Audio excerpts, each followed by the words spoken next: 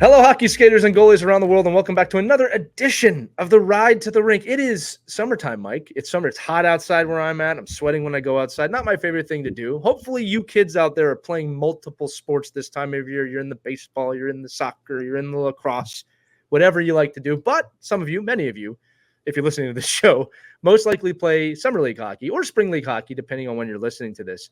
And we wanted to do a quick ride to the rink about how to enjoy summer league and spring league, because most summer and spring leagues, Mike, do not have practices. It's one game a week. It's real loose.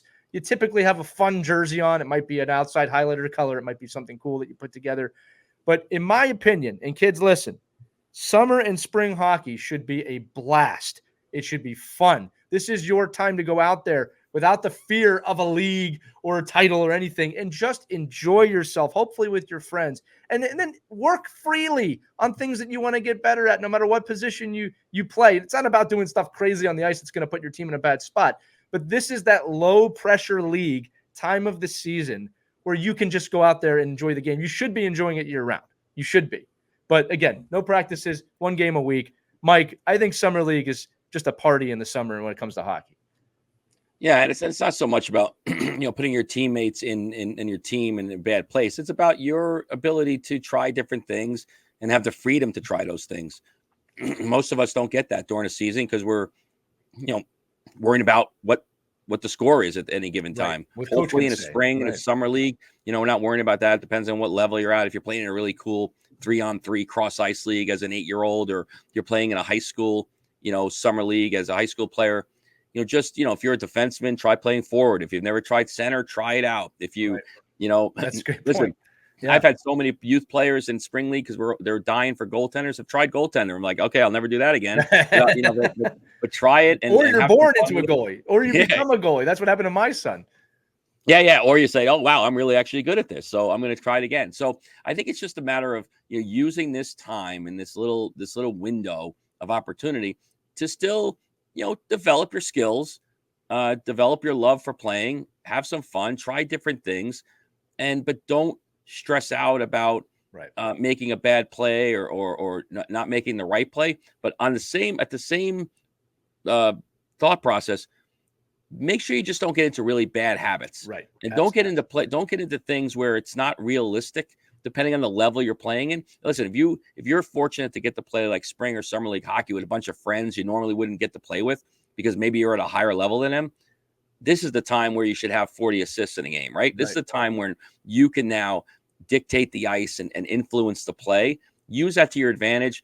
And I think just in closing on my end, I would just say, if you're in those environments too, remember anytime you're an athlete and anytime you're in, especially hockey rinks, because they're far and few between, right? There's a lot less hockey rinks than basketball courts and tennis courts, pickleball courts, and pickleball courts and baseball diamonds. Think about how you conduct yourself. Think about how you're acting. Think about what you're saying to officials and other parents and coaches. Don't allow this to be the free-for-all of spring and summer, of losing the fact of who you are as a player. And I see it all the time, that it almost like players in the spring and the summer lose perspective that they're still being looked at and evaluated and talked about. And you don't want to leave the rink after getting kicked out of a spring league game because you thought it was meaningless, but somebody else didn't think it was meaningless about the way you acted. So just be very aware of that we let our guard down because it is spring and summer, but don't let your guard down so much to make yourself look bad. Yeah, Mike, I think these are great points. And like I said, when I say it's a party, I mean a party for you to amplify the things that you do well and work on the things maybe you don't do well. This isn't the time to try 15 Michigans a game, right? It might be time to try one if it presents itself, okay? To be fair, if you want to have fun with that. Yep. But it's not time to try 15. It's not time to do something crazy. Listen, I've maintained, and players, listen to me, I've maintained this for years. You want to be great at forward, play defense. You want to be great at defense, play forward. This is a great opportunity for you to try other positions, as Mike said, to learn some perspective on that. Also, Mike, we didn't talk about this. I know a young man who plays spring and summer league at a different rink with different kids, so he can interact with different hockey players. And I think that's a really great thing that he does, right? You meet new people, you meet new new types of players. You have to learn how to deal with that. That experience in those environments, right, help make you more well-rounded, not just as a hockey player, but as a person. But I do want to close this with saying before I'm going to throw it back to you too, that make sure you consider playing other sports as well. As much as I loved playing summer and spring hockey, you should also be looking forward to some of those other spring and summer sports. They're very important for your development. Playing hockey year-round nonstop is not awesome. It's not awesome for you, right? You got to take the mental break. You got to take the physical change and look at other things. Mike, you something else? Yeah, unless of course it's roller hockey or floorball or street hockey. That's a different sport.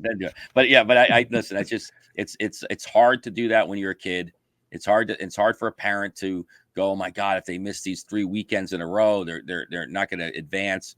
It's, if you're a good hockey player, you're going to be a good hockey player in August, just like you were in April. Right. And I think just take the time to refresh, get yourself in a different mindset, let your body rest. Right. Go hit some tennis balls, go hit some golf balls, go play a little pickleball, go play catch, go swimming, go play an instrument, anything. Just go do something and find a bunch of other kids in your neighborhood. And if you're lucky, you're going to find, a lot of lifelong friends that love coming to watch you play hockey during the winter. Yeah, no, I think that's true, Mike, and it's fantastic advice. Well, that is going to do it for this edition of the Ride to the Rink about summer and spring league. Remember, kids, we believe in you. We're doing these little mini shows because we believe in you, and we can't thank you enough for listening. And remember, you can hear all of the Ride to the Rink episodes at ourkidsplayhockey.com. Or if you want to hear the full episodes of Our Kids Play Hockey, the whole hour-long episodes, you can sit them through with your parents, ourkidsplayhockey.com. But for Mike Benelli, I'm Lee Elias. Thanks so much for listening to this edition of the Ride to the Rink. Have a great week, and remember, skate on.